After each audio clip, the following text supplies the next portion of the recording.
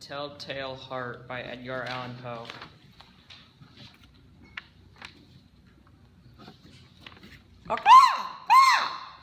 Long before zombie movies and vampires on TV. Back in the days of carriages and candlelight. The master of blood-curdling stories with a man named Edgar Allan Poe. Poe wrote about murder and morgues. About gargoyles and graveyards. A myth tale about a man who has lost his mind. What? I am not crazy. You may think I am, but I am not. And thus the tale begins. It starts with the old man who shares an apartment with our villain. Yes, that is right, the old man. Would you kindly bring me some tea? Of course, I'll be right there with the morning paper too. Thank you very much. You do not look well today. Didn't you get any sleep last night? I am fine, old man. If anything, my senses are especially keen. You seem to have a headache. Let me get you up and fix something. No, you just enjoy your tea. Such a kind-hearted old man. True enough, the man had never done me harm, but he had this one sickly eye. It was like an eye of a vulture. It was, whenever it looked at me, my blood ran cold so slowly over time. I made up my mind to kill him. He made up his mind! I was not crazy. It was his eye. It haunted me. It belittled me. It drove me from the room. I had to rid myself of that eye. I set about the task. Night after night, I crept into the old man's room. He shined the light upon the eye. But every night, the eye was closed, so I waited after all. It was not the old man who vexed me, it was his eye. The evil eye! On the 8th night, I crept into the old man's room and heard him sit up in bed. He cried out. It was the groan of a mortal terror, a slow, stifled sound of the bottom of his soul. Who's in? I remained still.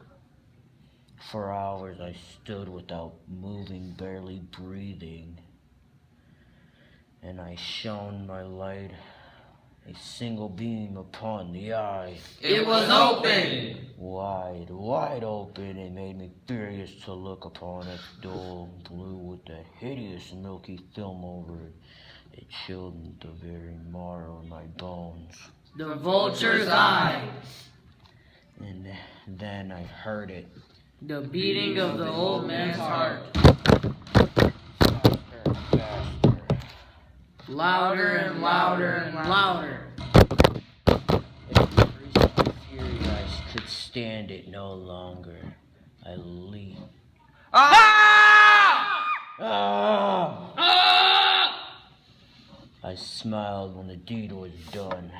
Yeah, for many minutes the old man's heart beat on. Finally ceased. I examined the corpse. The old man was dead, stone dead. It was over. The heart was still.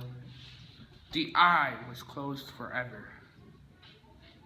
The eye would trouble me no more. An hour later, there came a knock at the door. It was the police. There's been a complaint. Your neighbors? They called. A scream was heard. Like this. Ah! Yes. Ah! Ah! Or at least that's what your neighbors are saying. Suspicious, don't you think? Yes. The shriek, a shriek of terror. It was my own during a dream. Or a nightmare. Or a nightmare. May we come in? Look around. Investigate. The villain invited them in.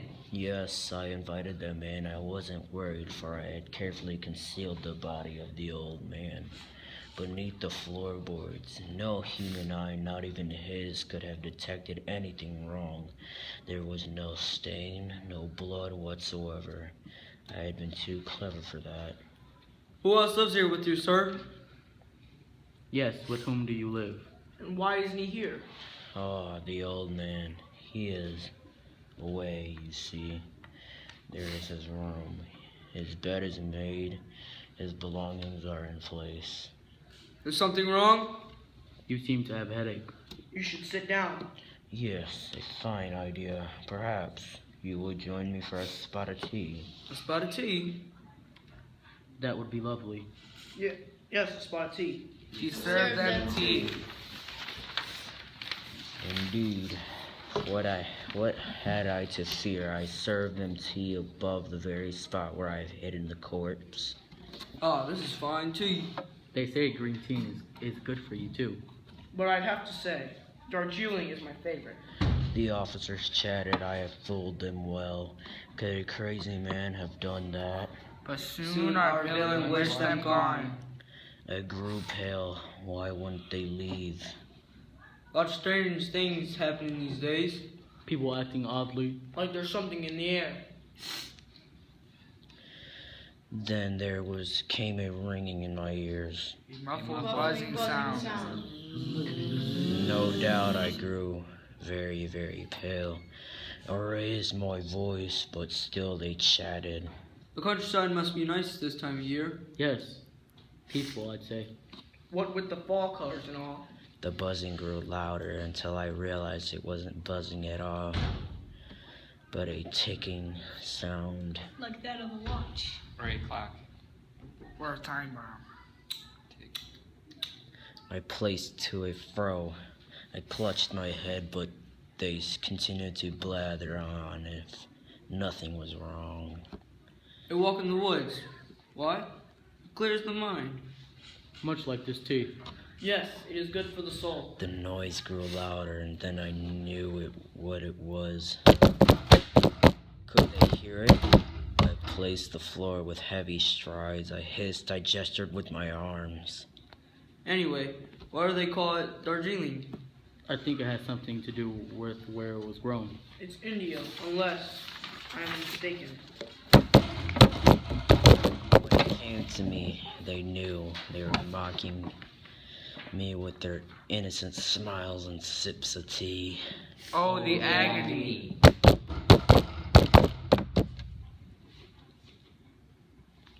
Well, seems well here.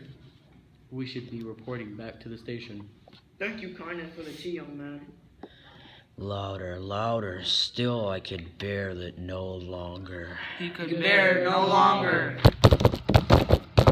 Villains, monsters, I did it. I confess. Tear up the floor here. Here is the beating of the old man's hideous heart. That's right, I did it. I shan't tell you what happened next. Nor shall I tell you what's happening now if you don't stop staring at me with your vulture eyes.